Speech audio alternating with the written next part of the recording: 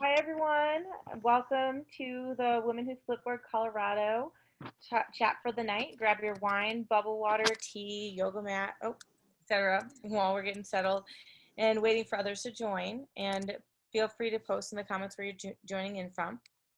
Today we're going to start with Talia, and then we're going to have May, and then we'll ask questions at the end. Go ahead and introduce everybody here. First off, we have Talia.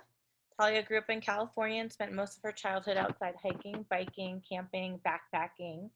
She got her degree in ecology from the University of California, Davis, and promptly moved here to Colorado to work for the Boy Scouts in 2018.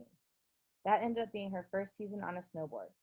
After bouncing through a couple jobs, she landed at Bentgate Mountaineering. It's a great shop in case you don't know it, and you'll get to see some more of the shop in this segment. She's building a career in the outdoor recreation industry. This is her first full backcountry season, so like many of you, she's pretty new, but she's lucky enough to be surrounded by everything splitboarding as her full-time job. And then second, we have May, who is a wonderful friend of mine, and I'm glad to see her on this call today. May grew up playing and cross-country skiing in the woods of Maine and training as a gymnast. So once she started snowboarding in her mid-20s, it was only natural that it would lead to her exploring the backcountry via a splitboard. Since venturing into the backcountry, she's taken it upon herself to get the education and knowledge to recreate and play safely while having the best time ever. May strives to share this passion with others while also sharing the knowledge that needs to go with it. So Talia, if you want to go ahead and take it away with the gear, we'd love to hear what you have to share with us. Yeah, absolutely. Stoked to be here, guys. I'm actually tuning in from my shop here at Bentgate. They're actually really excited that we're putting this on. Splitboarding has been a huge booming department for us, as a lot of snowboarders are discovering the backcountry, and we get a lot of questions from folks coming in new that either have been kind of riding a hand-me-down board for a while and are ready to make that jump, don't know much about the profiles of boards. So I'm going to kind of walk through some of that basic gear, kind of from your biggest item down to some of your smaller items. And we're going to start with boards, which is always the most fun, the most flashy.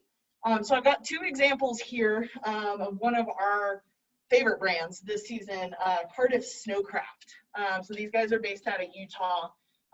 They were a newer one that we brought in. I've got essentially kind of two prime examples of board shapes, and I kind of want to start with shape first because it's one of those things that I know a lot of our new users don't know much about when they're coming in. There's sort of two basic shapes that we're going to start looking at for a split board, and that is sort of our like free ride or freestyle shaped board, similar to this Cardiff Crane. And what I consider a little bit more of our powder-oriented board, like this Pagoda. So this is actually my personal split. It's a 152 Pagoda. It's got almost about like a 260 millimeter waist width. And when I say waist width, I mean essentially the distance that we have under the foot around that waist, right? Because we taper in that side cut. The waist is almost 260 millimeters in width, which is a pretty fat board for most women. I know a lot of women come in not knowing much about the profile of their board, so a couple of good tips and tricks in looking at a board, regardless of the manufacturer that you have, right, is looking essentially at the profile of that board, right? So being able to set it down on a table and look at what we call the rocker camber profile. Right, rocker essentially is anything that sort of scoops up. Camber is anything that kind of curves over. Most snowboards are obviously going to be rockered in that tip and the tail, and we're going to have some sort of cambering underfoot. Sort of the combos of that we're going to be looking at. Unlike a snowboard, though, on a split board, we can go ahead and take this bad boy apart and look at that profile a little bit like skis. Essentially what that means, and it's probably a little tough for you guys to see until I get up close, but you see where you have that cambering underfoot? That's where we're going to get a lot of our edge hold from. And then where it touches here and then rockers back out from this point to this point is going to be what we call an effective edge. So that is the distance that we are going to be touching the snow. essentially from where these guys touch to where they're gonna touch again at the bottom. It's something that we see a lot with skis. It's easier to see with skis. Snowboards, we don't get to see it quite as much. Splitboards, we're lucky, we get a little bit more of a visible representation. So if you were to look at the profile of this, essentially what we consider a free ride twin tip splitboard, right? We're gonna have a much longer effective edge than my powder oriented board here that's gonna have a very aggressive tip rocker. And the reason that we want more tip rocker in a more powder oriented board is to essentially act like a boat on the front of that board. We're gonna be pushing that snow underneath the top. So in terms of a beginner getting into the backcountry, a lot of folks like to go with a board that is similar in profile to what they're riding inbounds. Whether you are on a twin tip inbounds, essentially that has the same profile front and back that you're fully centered on that board, similar to this guy. Or if you're on something a little more directional, typically for your first split, I'm gonna push you towards something that you're already comfortable riding in a size that's roughly consistent to what you're riding inbounds. Now, if you're feeling a little adventurous, if you've been on a twin tip for a while, my personal preference is to, for most beginners, go with a little bit more of a powder shaped board.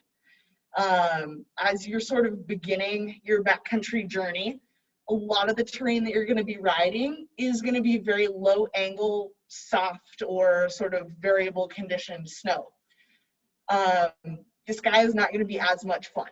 A freestyle twin tip that's made to hut cliffs is not going to be nearly as fun as a fat little powder skipper. So if it were me, and this is what I did in choosing my first board, is I went for something that is a little bit fatter, a little bit shorter, and that is going to be sort of a little bit of a surfer on some of that low angle stuff. You're going to have a lot more fun right off the bat, and moving into what we'd consider a little bit more of like a free ride or a freestyle oriented board down the road as you start to grow into some of that big mountain stuff, 14ers, couloirs, some of that steeper terrain. So that's just our quick little bit of an overview on boards. I do want to go over sizing as well.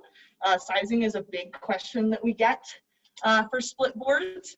For the most part, your manufacturers are going to upsize you roughly 2 to 5 centimeters on whatever your inbound shape is. Most people are on something all mountainy-esque, right? Relatively twin tip, not super fat.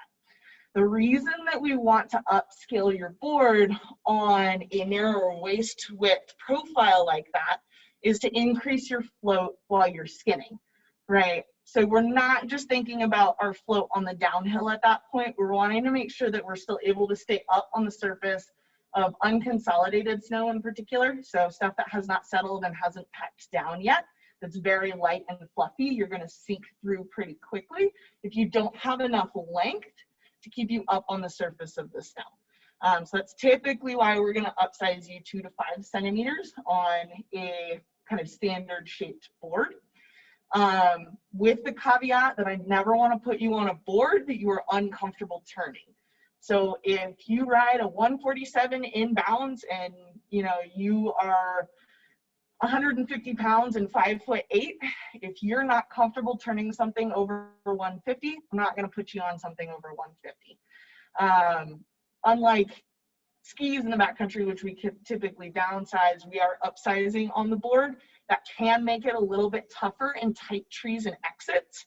I know I've had a couple of runs coming out of trees where all my skier friends are on these, shorter than they're used to inbound skis, and they can turn around anything. And I'm like sinking on a big powder machine over here. But for the most part, we want to make sure that we're within that range that you are comfortable turning. That is sort of our biggest priority. Yes, we want you to float, right? We want to keep you up on the top of the snow.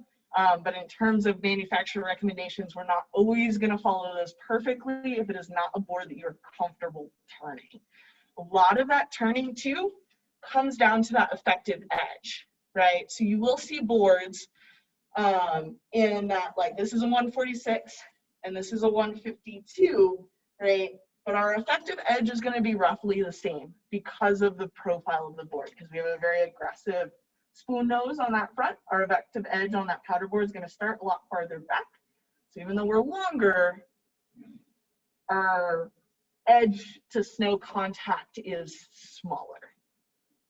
So I just went over a bunch. I want to just take a quick pause and see if anyone has questions on some of the profiling of boards real quick.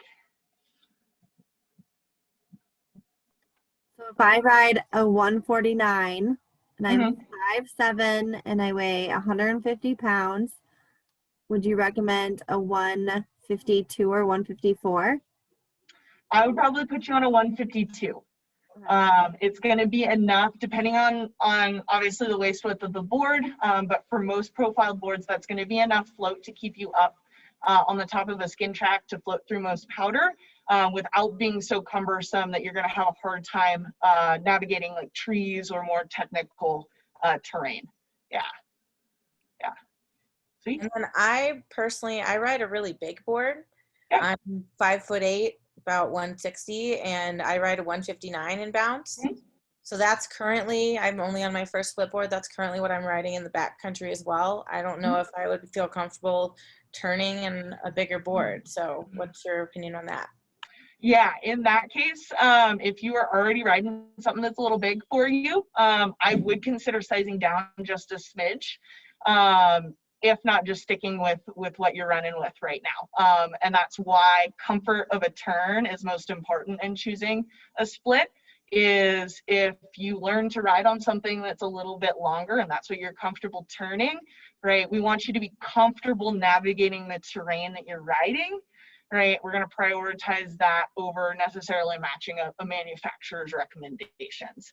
So I would not size you up on that board. I don't want you on anything bigger. If you wanted to try something smaller, it's definitely, you have some more room to work with before you run into some float issues. Yeah. Yep. Sweet. Is there a minimum size that you would want in the backcountry on a size split board, or is it solely, weight, height, comfortability based? Is there like a minimum?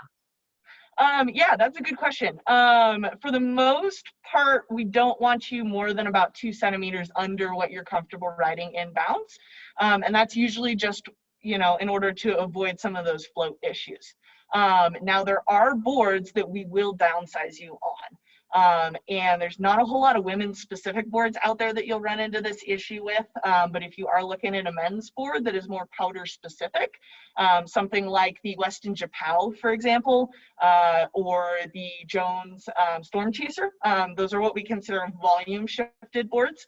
So similar to the Pagoda, they're pretty fat. They're usually even a little fatter this way. And oftentimes you're getting some sort of fishtailing or swallowtailing in the tail of the board, right? And that allows you to set back on the board a little bit more because they are so fat, right? They're like fat. That waist width is going to account for any float issues that you might have. So I am 5'9", 165-ish pounds. This guy is a 152. If I were to get on to something like a Jones Storm Chaser, which is a fish-tailed powder board, I'd be on something like a 147, right? So I'd want to size that down a little bit because the board is now fatter, right? We can bring our length down, if that kind of makes sense. So we're trying to kind of work an average of surface area on the base of the board, and that can be essentially done in 2 directions for us. Yeah. Sweet. All right. Any other last minute questions on boards and board profiles? What are they doing to make split boards lighter? Oh, that's a wonderful question. Carbon is usually the answer to that. You'll see most manufacturers of split boards have some sort of carbon construction. A lot of boards, without getting too nitty gritty into like actual board construction, have some sort of like wood and fiberglass combo in the core of their board. In order to create a little bit more stiffness, right, because carbon's a very stiff material, and to decrease that weight, they will often do a carbon inlay in the core of that board to replace a lot of that fiberglass. And that's how a lot of those boards are bringing that weight down. Yeah. Yeah. Sweet. So just moving along, we're going to move into bindings. So I'm going to start with my personal favorite, and we're going to talk primarily about soft boot bindings, because most folks, when they're first starting out, are going to be using their existing pair of boots for a season, maybe 2 seasons, if not longer, before potentially looking at either a split specific boot or a hard boot setup, which I will touch on later. So I ride the Karakoram Free Rangers. Now these guys have essentially a proprietary interfacing system. So I've got it in ride mode right now. If I'm going to transition, right, I have a lever in the back here that I'm going to push down, and then the binding just pops straight off there. Essentially, the way that this guy attaches, I've had a hard time showing people this because we ran out of these bindings pretty quickly this season. If you can see, there's 2 prongs on the front of this interface, and there's an S in the middle. So when I pop this board apart, right, this S portion that kind of sits together. On the base plate of the binding, I'm going to try and get that nice and close. We have 2 essentially little inlet spots where these hooks are going to sit. And when this binding goes in, it sits in the hooks, and then this levering system in the back, right, has 2 pins, and that's what pushes the binding together. The price point on these guys is a fair bit more than some of the other soft boot bindings on the market. Some of that has to do with sort of the grades of aluminum that they're using, the engineering that goes into that interfacing system. There's a couple of different things that go into it. The advantage to a Karakoram system is what they consider that active join, right? So you do have essentially a point of pressure holding the 2 pieces of that board together. It's one of the reasons why people do like them. The other portions of the binding are pretty normal. For split board bindings, we've got sort of normal straps, my high back, right? It's got a little twister on it. I can change, right? Like most snowboard bindings, you can change the angle of that. It is a lighter weight plastic, so if you're riding this in bounds, which most split board bindings you could quiver to a solid board as well. Watch out for chair lifts. They can snap these because they snap pretty easy. This particular one does come with a base plate. A lot of Karakoram bindings that are split board specific, as opposed to a little bit more of a crossover binding. So this guy's kind of geared to ride inbounds as well as out of bounds. Do come with essentially a steel or aluminum, more open chassis. Something that you'd see a lot with the Spark R&D bindings as well. You're going to have an open chassis system. Essentially, all that means is we don't have this cushy plate right there. So that's kind of Karakoram in a nutshell. The touring hardware is pretty simple. It's got 2 little rods kind of towards the front of the binding. I don't know if you can see that right there. Those sit in the little touring bracket, and then the touring bracket has 2 hooks and a lever. Right? And that's how you tour uphill. Boop, boop. This guy has a single heel riser, right, for those uphills. If you do upgrade to one of the Prime Connect series, they do have a double heel riser that you can lock your heel out when you're in split ski mode. So you'd be more on a traditional ski. The second binding that I've got here, and I'm just walking through the bindings that we carry because I've got them handy. This is the Union Explorer. So this is the update from the Expedition. This is what you'd consider a true pin binding. So this guy works on a donut interface, right? So when you're attaching it, right, if the board sits this way, I'm going to put it on the interface. I'm going to twist, right, and then secure it into place with a pin. You can see that. Touring bracket's the same way, right? You just have a little inlet piece. It's got touring holes right there. It's going to sit boop, right in there, and then it's going to pivot on that pin. The one that they have come out with for this season is pretty cool. It is A little bit more freeride oriented than some of the Sparks and the Karakorums, so a little bit heavier of a binding. But for $400, you get everything that you need to quiver both a split and a solid, as well as some extra spare parts. So it's sort of like a spare parts kit that comes with it. In terms of a great price point binding, this is a great option to consider if you're looking at buying your first split setup, in terms of the price point and the construction of the binding. Pin bindings were one of the first to come out. There's a lot of hesitancies with folks around pin bindings because some of the older models were kind of faulty. I have not run into a lot of folks that ride these that have had issues with them breaking in the backcountry. The biggest thing to keep in mind is you do have a pin on a leash, right? Be careful of your edges. Leash, pin, sharp edges, that doesn't go over well. So that's the biggest thing to kind of keep in mind on a pin binding system is you do have a loose tool. If you lose this, it's going to be a little bit tougher getting down. It is nice. Union does give you spare pins. You can carry that in a backcountry parts kit in the event that something happens. So that is the Union Expedition. I'm actually going to top May for this next one because she's got some Spark R&Ds, and I sold out a Spark in October. As most folks who may be in the market for new gear now, they are hard to come by right now. So I'm actually going to have her walk through real quick a transition on those guys. So I've got the Spark Burton combo here, the Hitchhiker, which is really close to their arc, I believe now. So going from ride mode, you've got a nice little easy pop. You then slide it off and then simply go to your bindings up here, slide it, and then press that toe piece back in. I love it because it's really simple and there's not a lot of areas for ice to build up.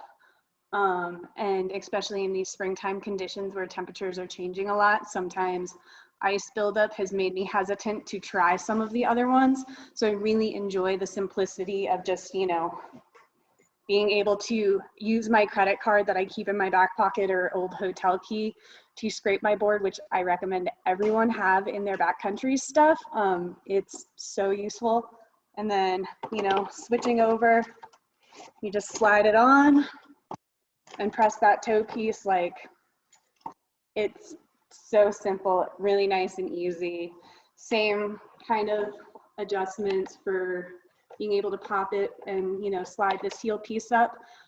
For walk mode, you kind of want to have that more range of motion for the back side of your binding, and then you can, you know, I don't always remember to do this, but slide it back down, you know, to give yourself a little bit more aggression for your boot contact.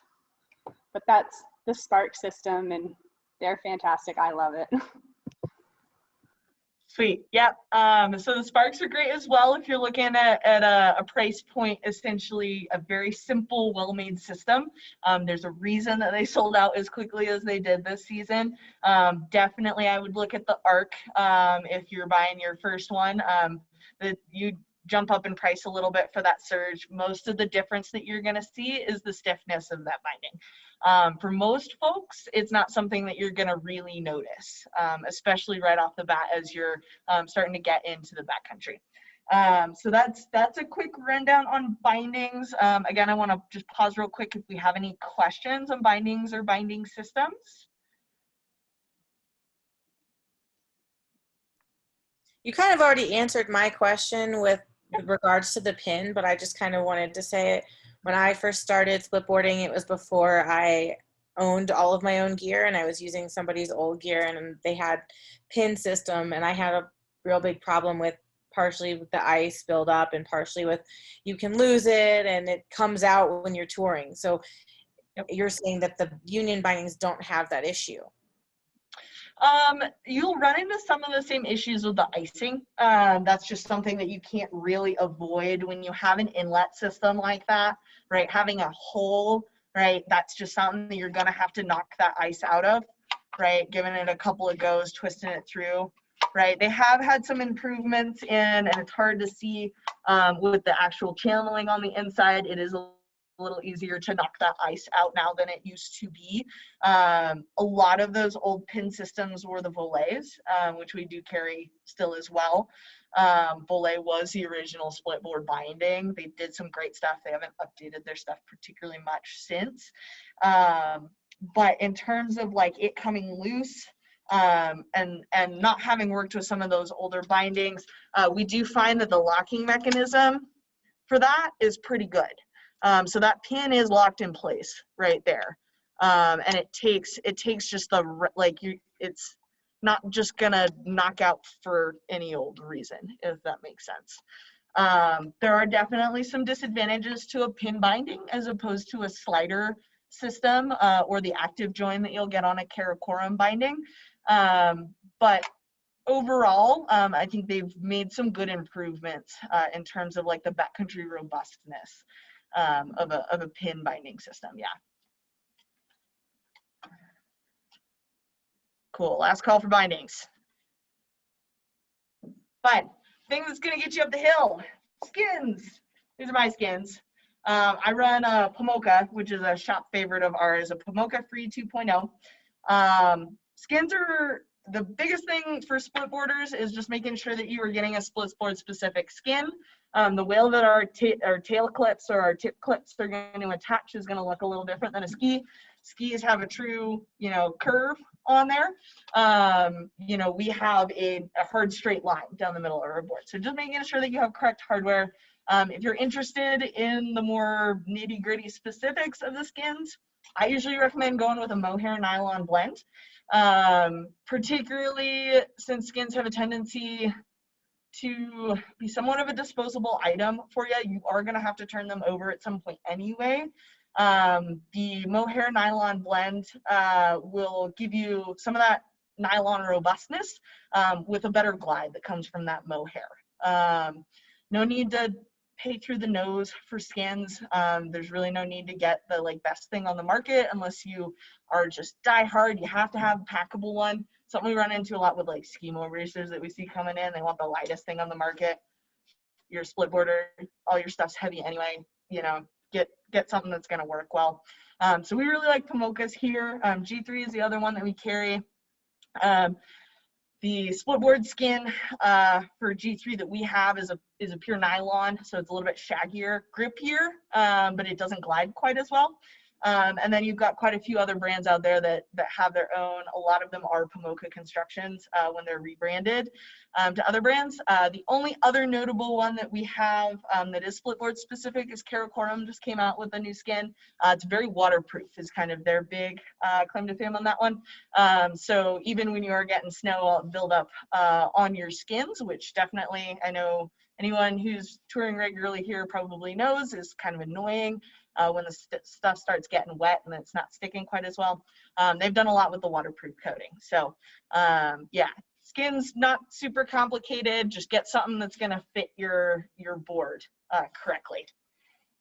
Moving on to probably the most important piece of gear that we are gonna carry in the backcountry, beacons. So this is my beacon. This is a Mammut Berry Bock.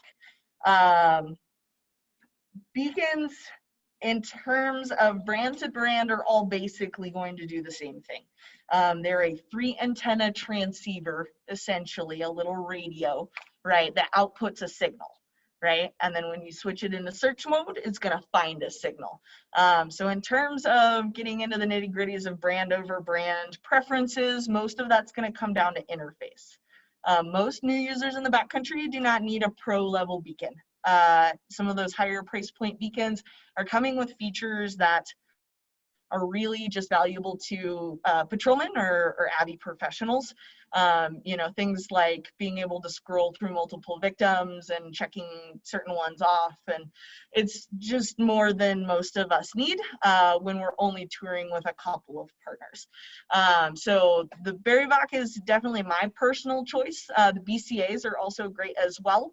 A lot of that just comes down to personal preference and how that interface is set up. In terms of price point, one of the reasons why I do like the Berry Bock is for I think it's about $380. You do get 70 meters in your strip width. That essentially means that when it's looking, it's going to have 20 meters more that it's going to kind of see over something like a comparable BCA, ARVA, or DeVac, which all come with a 50-meter strip width. It's not dramatic, right? So if you prefer an interface on another beacon, definitely go with the one that you're most comfortable using. But it is kind of a plus having a little extra. So the usage of it is pretty easy. It's just got a slider here and a locking mechanism here. Every beacon that we get should have a locking mechanism. Make sure that, you know, when you get it out the box, that locking mechanism works correctly. We have seen some brands out there that have had trouble with locking mechanisms, and it's definitely not something we want to go wrong in the backcountry. So when we turn it on, it's going to boot up. It's going to tell us how much battery we have. It's going to go into a group check mode. It's going to beep at us a little bit. So we'll be in a send mode. Every beacon, when you first turn it on, is going to go into send mode. That is kind of an industry standard. They're all going to do that. If I need to go into search mode, I do have to press that lock button and then pop it over into a search mode. This is just you can see it there, the interface that the Berry box got. It'll tell you if anything's beeping in the building. It does look like all of our beacons upstairs are probably off right now because it's not pinging. So usually that's what it does when I power something up here. But again, to put it back into search, right, it's gonna flip back in. So any questions on beacons real quick? Sweet. This is definitely the most important piece of gear that we carry in the backcountry. May will obviously go over some of that Abby education side of things here in a second. But you know, as soon as you get out of that car, right, like this is your best friend, and knowing how to use this guy is important. So picking a beacon that you're comfortable using is probably the most important part of picking a beacon. It's not the nicest one on the market. It doesn't have to be the most expensive. It just has to be the one that you are comfortable using in an emergency situation. Could I just ask one quick question about that? Obviously, greatest piece of equipment in the backcountry, as you said, but is there any way around buying a new one? Like, you know, I've seen some used ones on, you know, various apps. Are there things to be looking over, or do you just simply recommend either renting it or purchasing something brand new? Yeah, absolutely. That's a wonderful question. The biggest thing to look out for in buying a used beacon is potentially any software updates that may need to be done to the beacon. So these guys do have software updates. As a service center here, we update most beacons. So if you bring it into a shop, for the most part, they're going to be able to update it for you. The other thing to look out for is a 2 antenna versus a 3 antenna beacon. So a 2 antenna beacon, like some of the only one I've ever seen was a really old BCA. Those are no longer industry standard. So just double checking the model of the beacons to make sure that it is not a 2 antenna beacon is important in buying something used. For the most part, the technology, you know, is pretty consistent across all devices. They all do roughly the same thing. So as long as we're staying on top of those software updates and we're not getting something that is a 2 antenna. And the reason that we want a 3 antenna over a 2 antenna is part of the triangulation that the beacon is doing on the back end. When it's only got 2, it's not going to be able to talk to other industry standard beacons correctly, and you're not going to be able to search with the same level of accuracy. You're not going to be able to be located with the same level of accuracy. That's kind of why we're looking for that 3 versus that 2. Usually I recommend, or at least in my personal opinion, I prefer to buy a new beacon. That way I just know what the life of that beacon has been, start to finish.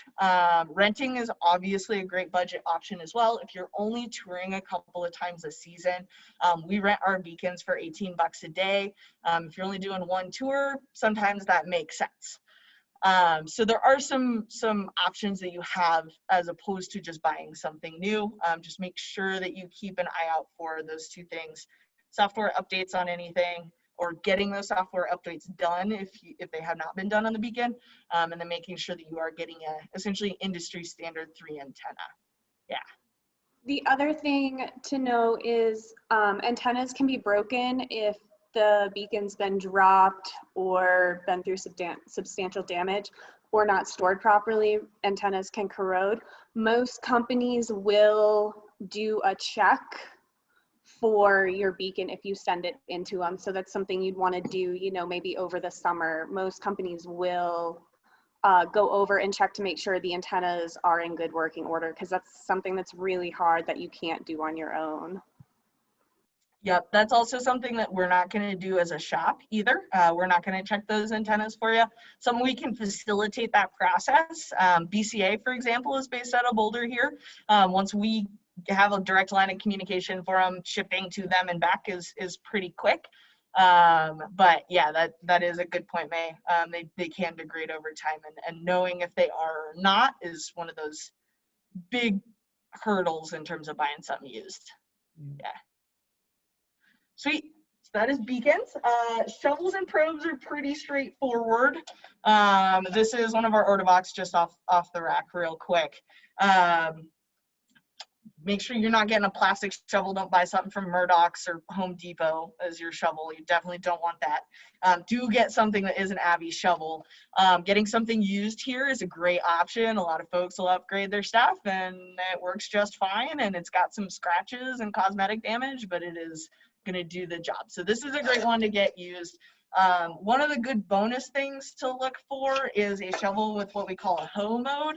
So obviously when that shovel's put together, it's in a regular shovel mode, right? But our hoe modes are very beneficial, right? And this is what we're talking about, hoe mode, right? Particularly in sort of energy conservation in a rescue situation, right? Being able to boop, scoop your snow like that, right, can save a lot of energy, particularly when you are in a rescue situation. So shovels are pretty straightforward. Definitely a plus to have something with a hoe mode.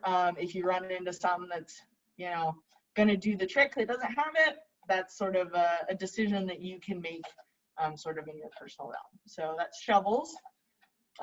Probes as well. Technology does not update dramatically on probes almost ever. For the most part, I'm going to be looking to put someone on something 270 or more. You know, going with something like a 240, you're just kind of selling yourself a little short in the event that you are in a situation where the snow is deeper than that, and you just run out of length in a rescue situation. Just about all of them are going to have numberings on them, right, to designate depth, some sort of locking mechanism. Here, if you do buy these used, just make sure that that locking mechanism works correctly. These guys are kind of tough to replace each one of the links for once it's kind of strung from the manufacturer on this wire, so it's wired like a tent pole. Once that's wired, it's a little tricky to like replace or fix things on these guys. So just making sure that the wires look good and that this locking mechanism works correctly. They don't update the technology on these much. If you're so inspired by weight, they do make carbon poles. Not a huge advantage other than some weight. So poles or probes are pretty straightforward. So any questions on shovels and probes?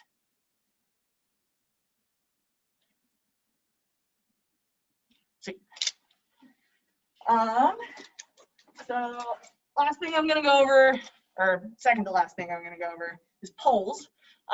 So unlike riding in a resort, right, we are hiking uphill, and sometimes things get flat on your exits and you have to pull out. I know I've been in that situation. So I ran a G3 pivot pole. It is a Z pole technically, so it doesn't telescope all the way around.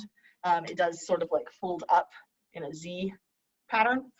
You can get fully telescoping ones. Trekking poles work just fine as well. Use trekking poles. Anything that collapses down, I think May's got, yep, a collapsible one right there. If May, you want to say something so we can see you. I literally have a child's rental telescoping pole because luckily I'm short. I'm 5'2", 2 almost. So my pole is free, and I just have to remember to not pull it all the way out. I pull it out to the stop sign, and it works perfectly. Yep. It's lightweight, it was free, it fits on my pack perfectly. Awesome. Yeah, trekking poles work great. We're not skiers. We're not trying to dump lots of money on some fancy pole that you're not going to ride down with it much anyway, other than to pull yourself out of a situation, right? If it goes flat and you need to kind of like out, right? Like that's really the only situation you're going to use the pole in the downhill. I'll definitely ride with them out if I predict some of those issues, but I work in a shop, so I get to take out all the rental gear, and we run a G3 pivot, or at least we're nice. It's adjustable. It's got a telescoping flintlock there. It's Z-poles for the rest of it. Got a nice little powder basket. One of the things, if you are kind of in a situation to spend a little bit money on some of these extras, is finding a pole that's got that sort of big like duck nose on it. Allows for in the backcountry, right? If you're skinning, right, you can reach down and futz with your bindings a little bit with that. So you can pull up your heel steps, for example. But poles are pretty straightforward. Basically, any kind of trekking pole kind of works. If you want to get fancy, you can go with some more of these like Splitboard specific guys. So that's poles. Last thing I'm going to go over is boots, because boots are largely unnecessary for most beginner snowboarders. And the reason I want to go over this, because I do get a lot of questions, a lot of phone calls from folks asking if they need a new pair of boots when they buy their first Splitboard setup. Short answer is no, with kind of a catch. If you have a pair of boots that you're not going to be able to comfortably hike in, that's kind of the point at which we want to either do some boot modification for you, or start looking at something a little bit more Splitboard specific if you are kind of at that point where you're going to start doing a little extra mountaineering style, because that's going to be your biggest difference with the Splitboard specific boot is this sole. If you were to take your like inbound snowboard boots, if you push on that sole, it's likely going to collapse a little bit on you. These guys have full mountaineering, essentially boot soles. They do have a shelf on the back for semi-automatic crampon. So as you get into mountaineering, that's what that's going to be used for. This guy is the 32 Jones MTBs. They are significantly lighter than they used to be. For any of you ladies who have tried them on before, they have done good things at cutting this weight down. Comes with a BOA for that walk mode. That's the other thing we're going to see is a little bit of that give, right, and the heel. Right, that's going to hop back on us. Does come with a gaiter, keeps the snow out of your boots. This is a very long down the road purchase for most folks. If you have a pair of snowboard boots that you love, you're gonna be able to hike well in, stick with those. If you are in the market for a new pair of boots, I highly, highly, highly recommend going to a shop with a boot fitter. I know at least when I got my first pair of snowboard boots, did not get them fit. And the first time I toured on them, they destroyed my heels. I had no skin left on the back of my heels after my first tour. So having a boot that is correctly fit to your foot, and ideally a liner that has been molded to your foot, can absolutely make a world of difference. It does not have to be a Splitboard specific boot if you have a boot that is fit well to your foot. I will touch quickly on hard boots. This is, again, a very long down the road type of deal. Phantom is kind of the prime hard boot. So essentially what a hard boot is a ski boot that we Splitboard in. The Phantom systems are essentially this atomic backland. This boot does not really have much of a tongue in it, so you still get that flexy, surfy feeling out of the boot like you would a snowboard boot. But there's a couple of advantages down the road. One is weight. Things are like stupid light. You do have a tech toe, which cuts down on your need for binding hardware. And then the toe on the front allows you to use a fully automatic crampon. So this is going to be something you'd potentially look at as you get into bigger mountain stuff. So that's just boots real quick. That's most of what I've got. Any last minute questions on gear? I have one question about those boots, the soft boots that you were showing. I had tried some on, and I think they fixed the issue that I'm looking at, but there was a string to keep the back open that would break really easily. Did they fix that issue? So they still have that string, that right there, that is attached to this BOA system. But they have added some reinforcement here. So it is not purely just those strings now. It does have essentially a barrier between where the back of your shin is going to kind of move, right, and actually rubbing on that string. I'd still be cognizant of that if you are kind of up against a set of bindings, right, that has like a high back that kind of comes farther around. For the most part, this to me is a little bit aggressive in walk mode. Like, I usually don't need this much. So I ride in a TM2 XLT that just has a little bit of give, just a little bit of give in the triangle in the back. That's more than enough for most of the touring that I'm doing. This is a very, very aggressive boot. But yeah, they have added some material there. Do you know anything about the K2 Aspect boot? A little bit. We don't carry it, so I haven't had a whole lot of opportunity to handle it particularly often. I do know Outbound Mountain Gear up in Evergreen does have some. I don't know what their sizing run is right now. It's sort of a male-dominated shop, so I'm not sure how much they've got in some of those smaller sizes if you are looking to try one on. It is very similar to sort of an in-between of this boot that we carry and the one that I ride in. It does not, if I'm correct, does not have like the side bowing system for the walk mode. It's got something else that it kind of does. I'm fairly certain it's a little bit more of a power strap system, but very similar in terms of like stiffness, soling, right? Having the ability to throw a crampon on there. Yeah. Thank you.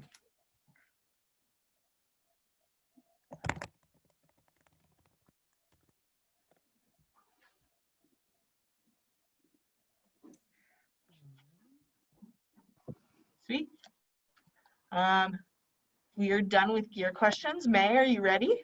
Yeah, I think I'm definitely ready. And great job going over all the different gear. Like, it's, you know, there's so much gear out there, and really, like, it's awesome to be able to have new stuff, but the biggest part is just getting your equipment and getting out there. I started off I looked it up when my first tour ever on a splitboard was, and that was back in March of 2016. So it's 5 years for me now in the splitboarding world, and probably didn't start splitboarding the most genius way ever. Like, did my first tour up Univa with minimal backcountry experience, but luckily I had amazing mentors that, you know, started to really educate me before I even started venturing into the backcountry. And skin toured up Univa up on Vail Pass, and then the following day went and skinned up Quandary. So that's kind of how I started with splitboarding. 2 huge days back to back. I think I was toasted for a few days after starting splitboarding, but I enjoyed it so much, and I knew the importance of education, because unfortunately that year, earlier in the year, I'd lost a couple of friends in an avalanche in Eastvale. And unfortunately, this year we've definitely seen it due to the issues with snowpack, the dangers of just even being in some simple terrain that, you know, we all know really well, that it can be really dangerous if you don't understand the snowpack. And so luckily, having patrollers as friends and living at the base of Beaver Creek, I had a lot of opportunities to learn to use a beacon before I'd even ever got to use one. And then I just had super knowledgeable friends that would go out with me and practice everything and kind of really make sure I knew what we were doing. So one of the best parts and best ways to get education are from your friends and from those who have more knowledge. But in that, you have to be careful to not put that halo on their head, and know that unfortunately most of our avalanche deaths this year, which we're unfortunately, I think, encroaching on 16 in the US alone, not to mention the several people that have been lost internationally, are really experienced people. So just because you have the knowledge doesn't mean you know everything. So with that being said, there are some amazing courses that different places offer. The best kind of resource to use is go to AIARE, so it's AIARE, and search for them. I'll have a document later with a bunch of resources, and they've got all their certified providers.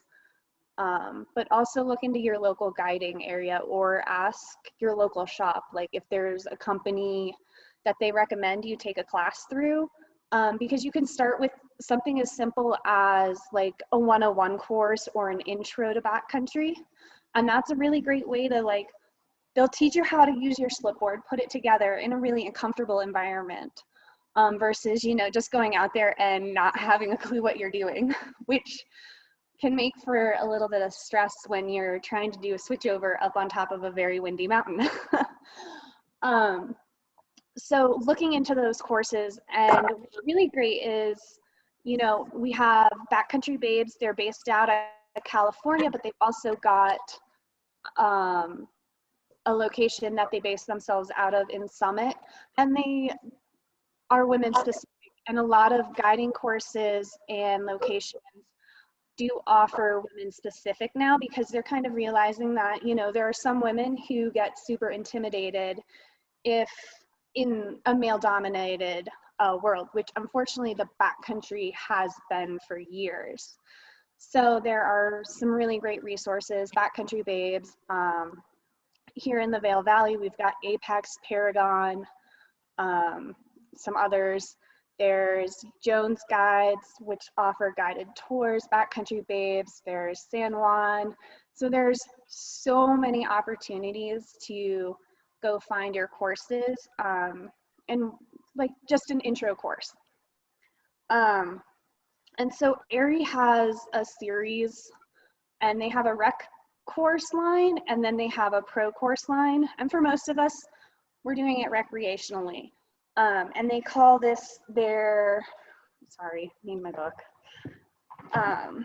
decision making in avalanche terrain, because that's essentially what we're doing. We're looking at trying to make the best choices for the conditions of that day, which for that resource, you're going to look on your local avalanche forecast. And with that, you definitely want to have some experience and understand your equipment before you go into your AIARE 1.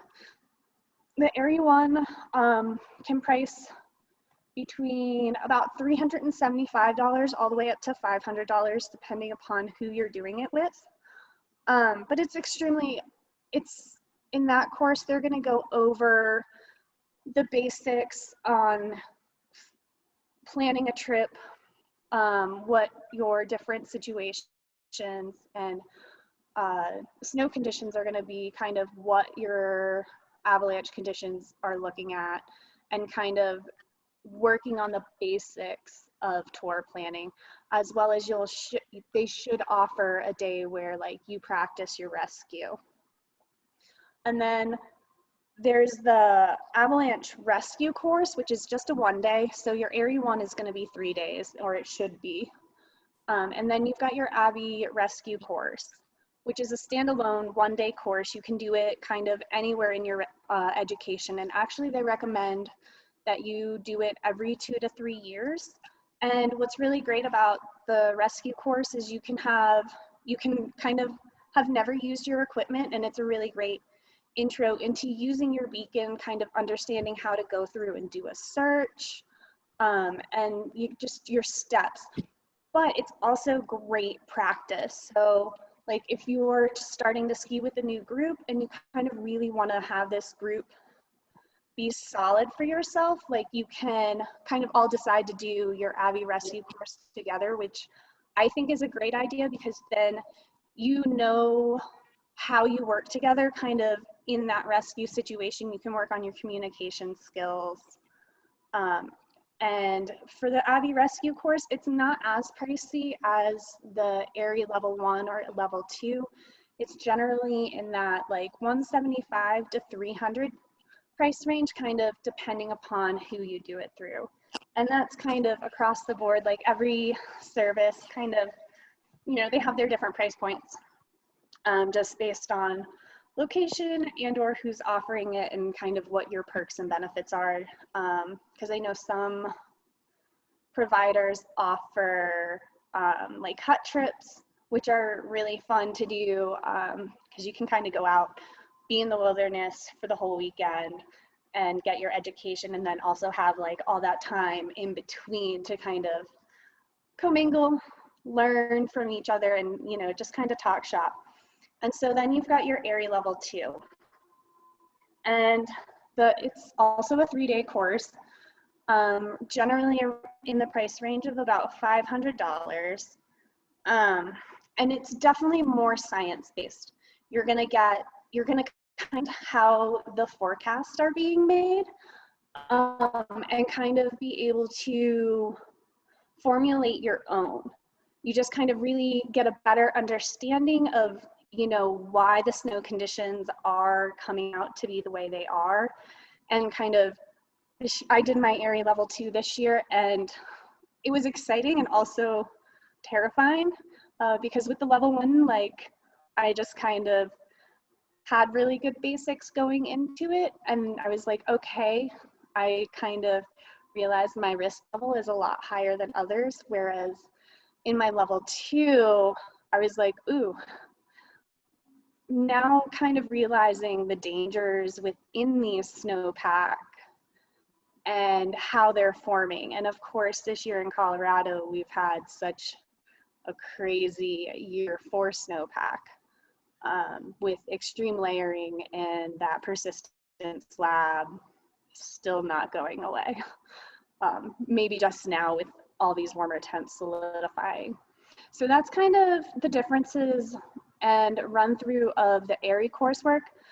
And honestly, it's the second most important tool in your bag that you're gonna take into the backcountry with you. Because without this knowledge, like, cool, you have a beacon probe and shovel, but you don't know how to use it. And knowing how to use it is gonna be key.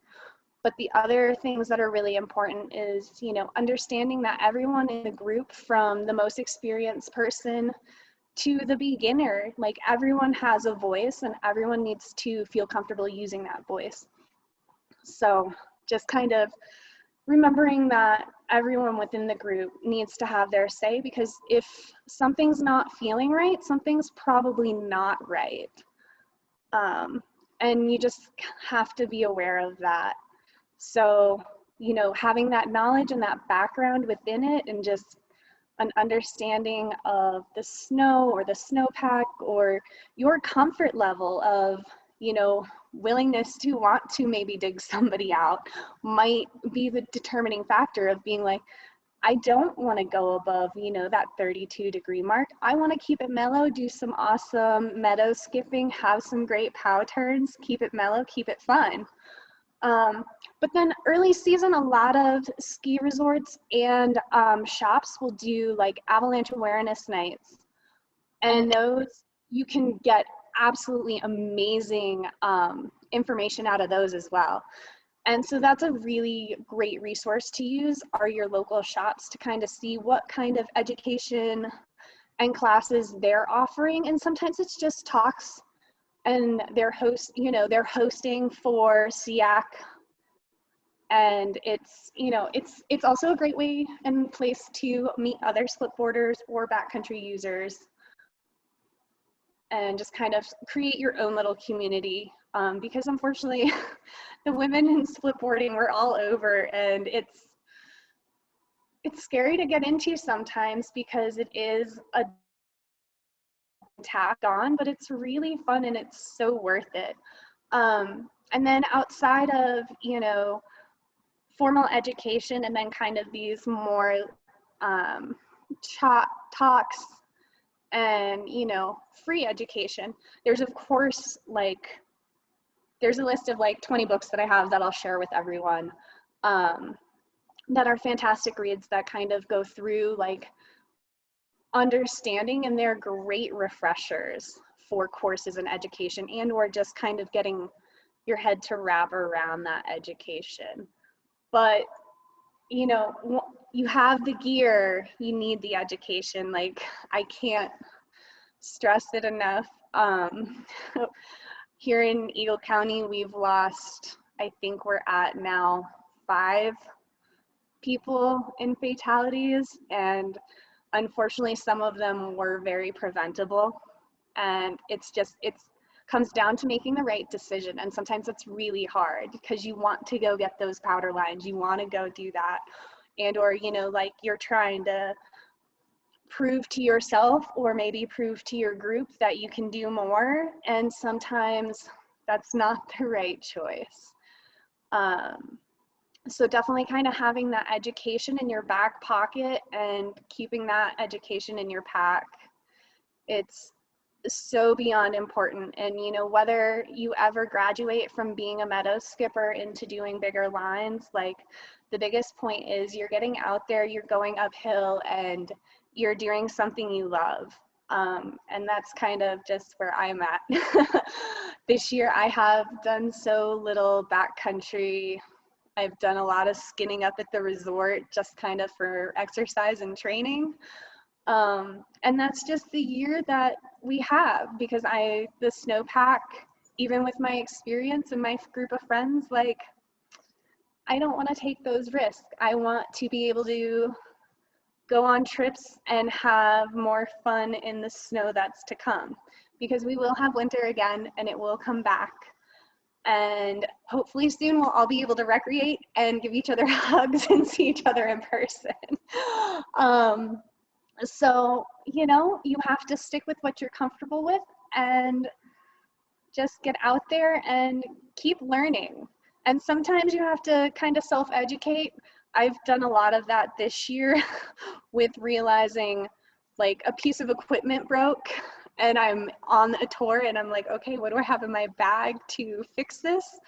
And sometimes those are things that you can't learn. Like, I've gotten really good at remembering that I need to check all my equipment before I go out. And no one's ever told me that. In none of my classes has somebody been like, you should go through your stuff before you go out. Make sure your pulls are working. Make sure, you know, your bindings have all the screws in them. I've unfortunately been out on a tour this year and I was missing a screw. So, you know, it's kind of one of those things that you just learn. And I have no idea what's going on with my computer all of a sudden. I think we're all having some weird computer issues, so I don't know mine's doing weird stuff too. I feel like we got hacked. Oh, I guess that makes it super interesting if we got hacked. Well, they'd be learning all the good stuff. But Yeah, does anybody have any questions about the different AIARE courses or kind of 101 or intro courses that are out there? I guess at what point would you say it's a good time to go for your AIARE 2? Because you just got that recently. I mean, for me personally, like, I'm looking at going to that pro track. I would like to guide at some point and or become an educator. And I think I want to do that just because of the importance of it. But also, I would really say your choice on education is really up to you and how involved you want to feel and be in kind of like planning of trips. It's definitely, like, more than anything, I recommend taking that rescue course. It's one day, it's kind of low commitment, but like, I know I have some people that I won't tour with them in the backcountry because I'm not comfortable in their choices and their decision-making skills. But I would possibly change that opinion of them if they were to take their rescue course. And you can take the rescue course before you do your level 1, but in looking at doing your level 2, I would say I would wait at least 2 years into your experience in the backcountry, just because that class does generally involve, you know, a better endurance for touring. But, you know, it depends upon your drive and what you want to do in the backcountry, and kind of, do you want to feel more empowered and more understanding of your situation and where you're at? Or, you know, like a lot of the information that are in these courses, like you can find it in books and stuff, but it just gives you like practical use of it, and the fact like you're doing it. You're looking at the layers in the snow and kind of seeing the differences in hardness, because I can read that stuff, but then it doesn't translate for me. Because I didn't understand the difference between like fist and finger hard. I was like, what? Like, that doesn't make sense. And now, like, I get it. And it's just kind of having somebody there to show you the craft of pit digging, which, you know, it's cool to dig a pit, but there's definitely an art to it. And depending upon your skill level of digging a pit, you can get very different information. You know, if you haven't perfected your pit digging skills, which I haven't yet, my tapping skills are terrible, because I start with the wrist and I kind of just inevitably, like by the 5th one, I'm moving my whole arm, which I'm not going to get really accurate results on that. So it's taking the courses, you then have to practice the skills. But, you know,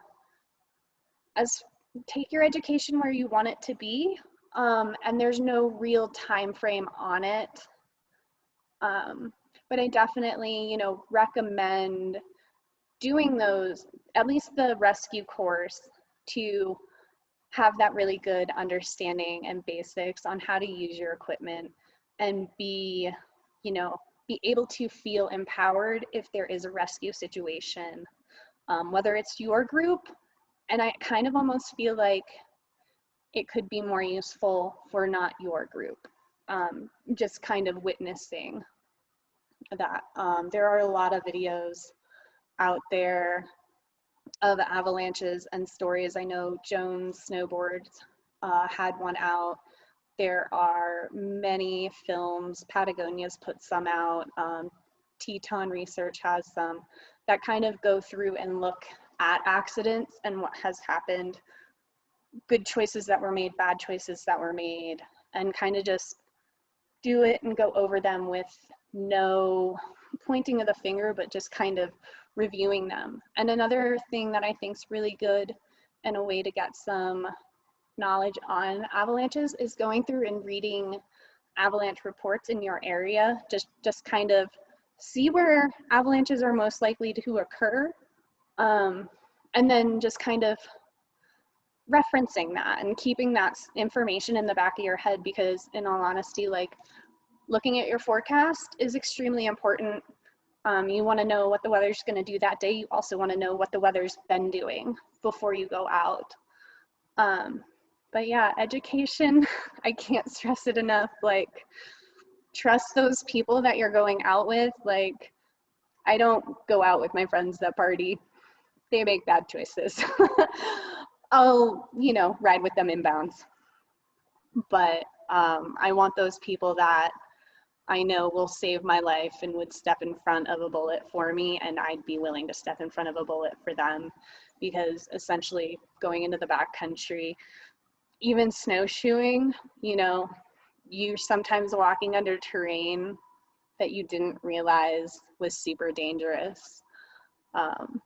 So it's kind of one of those things where if you're in the backcountry, you definitely want to be looking at this information regardless of your use, whether you're just hiking or snowshoeing, splitboarding, touring.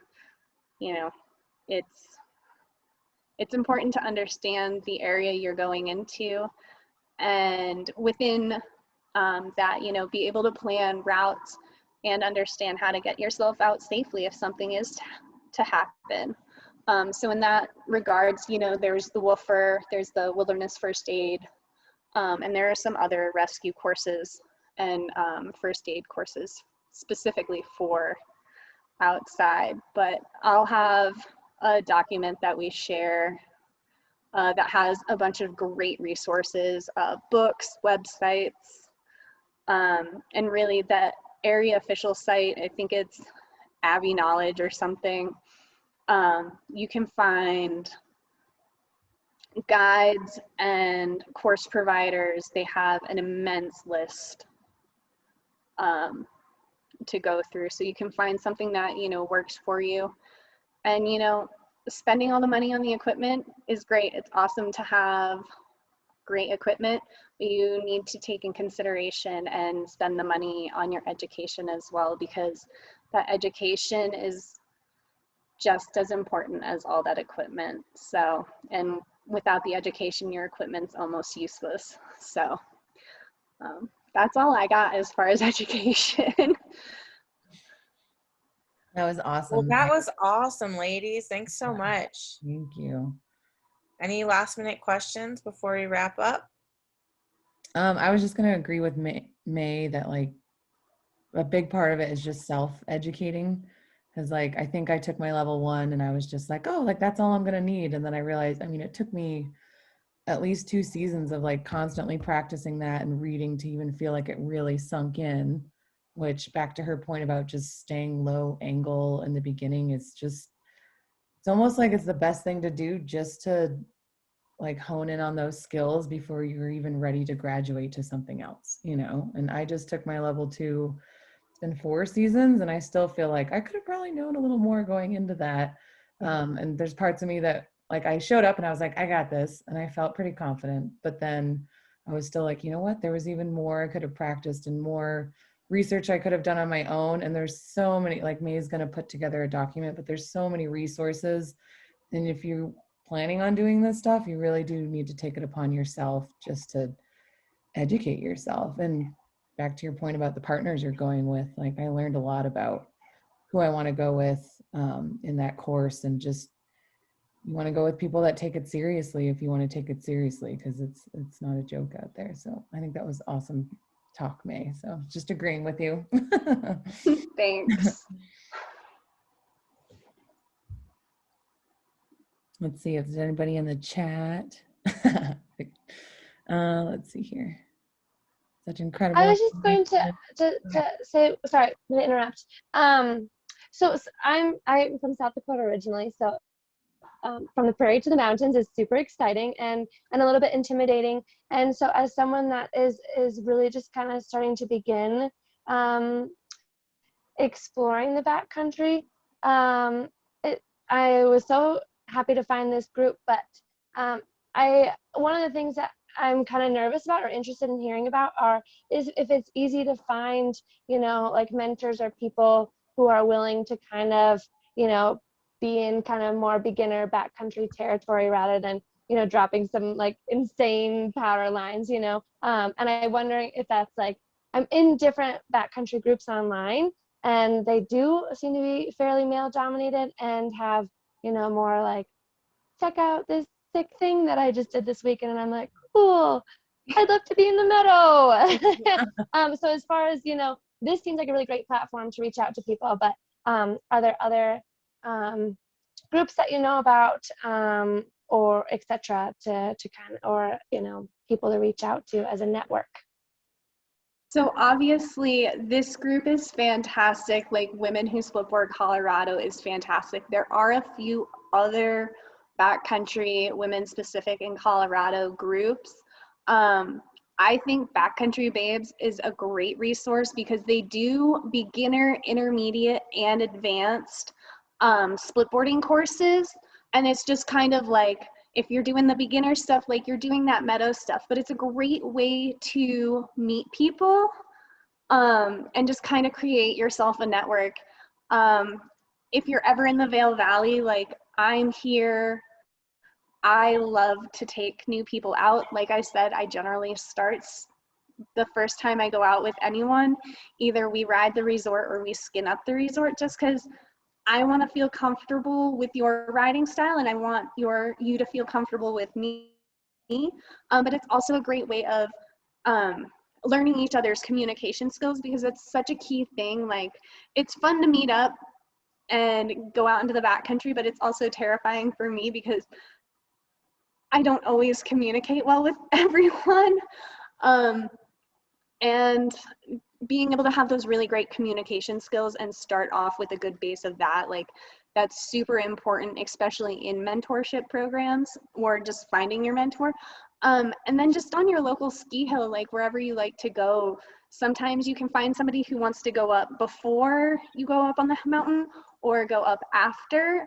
So you can, translate it in from doing a nice easy ski tour uphill on groomers, getting used to your equipment, learning how to communicate whatever between each other, and then, have a ski day and then do a nice easy tour at the end of the day. That's kind of been one of my MOs for mentoring and just kind of finding new people to ride with. Yeah, I've got another one to add there as well. Sorry, I'm like in my car. We just shut down. Also look at the elevated Alpine. They are another sort of women's specific group based out of Boulder that has a pretty heavy backcountry ski side of things. Now it is obviously a little bit more skier dominated. I think everybody here who's been touring for a little while understands that there are so many more skiers than there are us. But having somebody to go out into the backcountry that enjoys sliding around on snow, that is, there to teach, they're another group that I would reach out to start finding a touring partner. As a relatively new rider myself, my primary touring partner is my romantic partner. He is a skier. It is cool to be able to go out, with someone that you get to hang out with a lot, that you trust a lot, that you really understand their decision-making processes.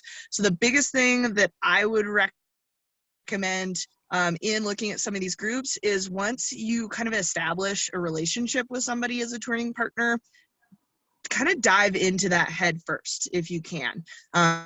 If they're open to kind of taking you out and touring kind of regularly with you, a lot of backcountry decision making, I think, comes down to these interpersonal relationships, and finding somebody that you trust to learn from is so important over finding a new girl to take out into the backcountry every weekend. Being able to foster some of those relationships, I think, is how I've been able to learn the best, because I understand the person that I'm going out with. I trust their decision-making processes. I'm not worried about feeling like I can't ask a question if there's something that I don't know, if that kind of makes sense. It makes a lot of sense. Yeah, I mean, there's, like both of you have just emphasized, it's all about trust. Oh, totally. Backcountry is 100 about trust. It's trusting yourself and your ability. And I didn't really touch on that, but that's another, kind of portion of the education that I didn't really hit on, is, knowing your ability in different terrain and snow conditions. Like, that's something, you have to trust yourself that, if this goes wrong, what are we going to do? Like, if my partner tweaks her knee and we're a half mile out from our car, how are we going to get her back? If she can't walk. So it's, just having all those tools in your bag and just being able to use them and know that, you have to trust yourself, you have to trust your partner, you have to trust their knowledge, their decision-making skills, and your own. So And trust Nicole, is huge. yeah. Nicole, I was going to add one more thing to that. It's just that this year has been a little bit more difficult in being able to find touring partners because of COVID. I mean, previously I was doing meetups with women who split. A lot of my touring partners I met at Split Fest, which are events that go on. There's one in Silverton. There's one in the Front Range that just got canceled for a second year in a row. Friends of Berthoud Pass puts on a lot of kind of free Avi awareness days. So there's usually a lot more opportunity to meet people kind of in person.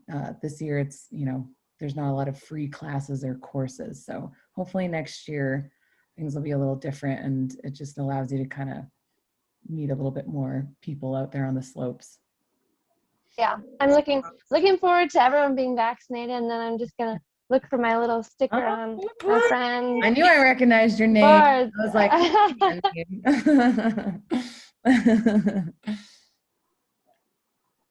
thanks for buying a sticker. Yeah, thank you all for being part of this group and being so inclusive, and I'm so excited. So we're excited too. Where do you live? Did my thing work You're here? muted. nope, there you go. I muted myself. Okay. I live in Denver in like the renting like the DU Platt Park neighborhood. So Awesome. yeah. Well, hopefully I was going to try to do maybe one more meetup later in the spring. So I'll let you know if we end up doing that. That'd be cool. But That'd I'd be like to go out with you sometime too. So yeah, thank you all. I'm excited.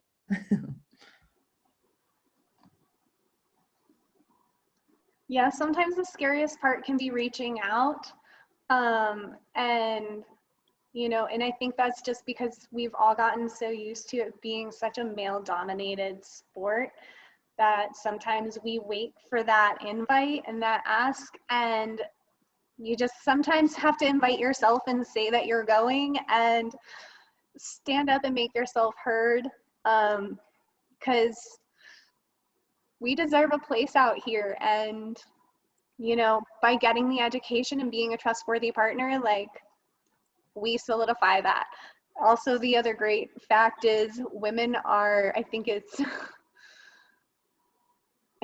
like only 1 out of every 15 to 20 we're involved in avalanches, and that tends to be because I'm not sure if it's making more conservative decisions or, you know, deciding to do an easier line, but, you know, there's a multitude of reasons behind all of that.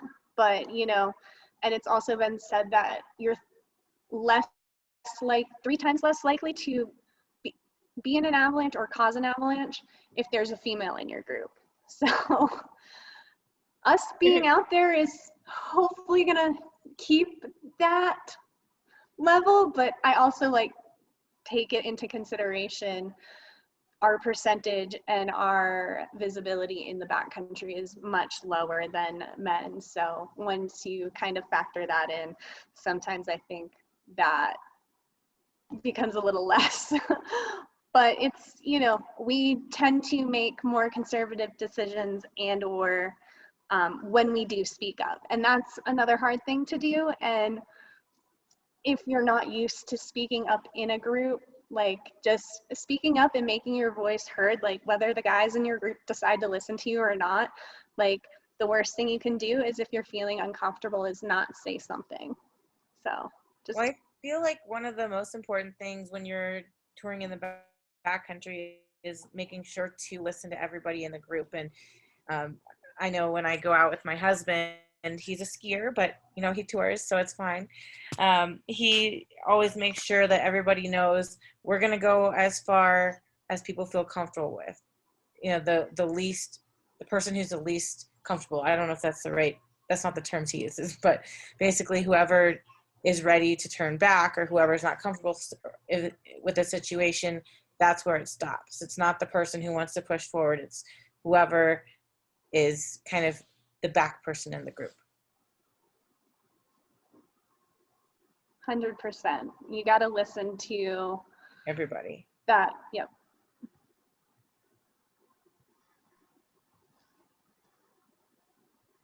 Yeah, everything I've learned in life, I've learned from splitboarding pretty much, so.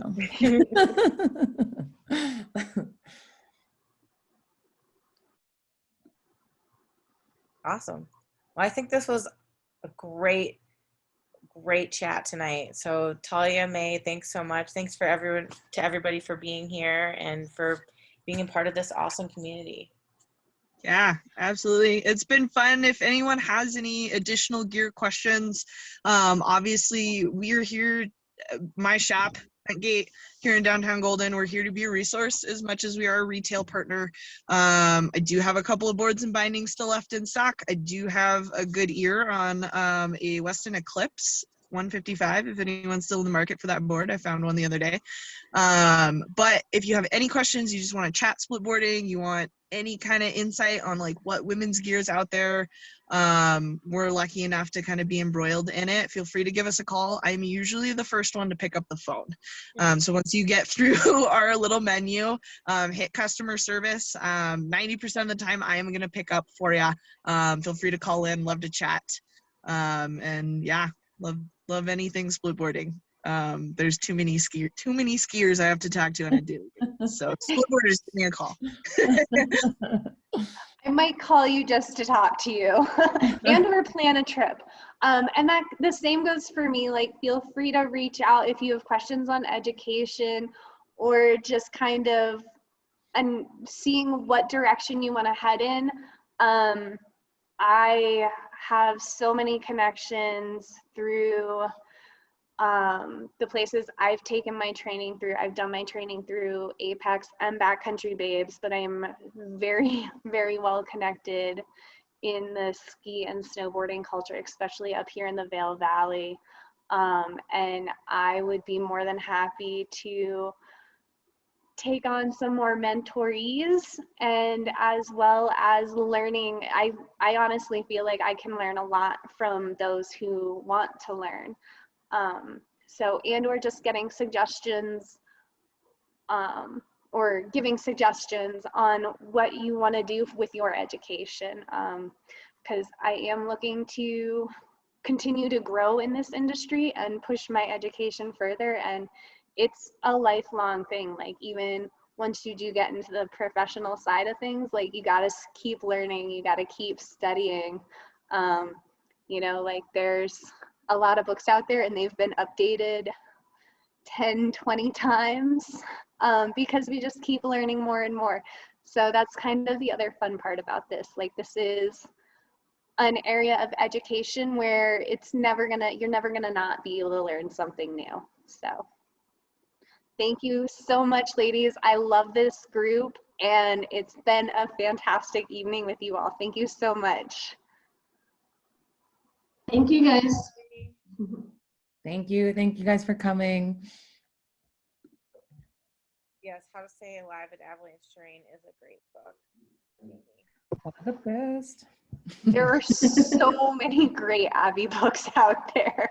I think I made a list of like 8, but there are so many. And then there's, of course, like different documents for years, just kind of recapping like different storm cycle years and different Abby events. Like, there's so much information out there. Know before you go. Definitely. Thank you, everyone. That was really fun to listen to.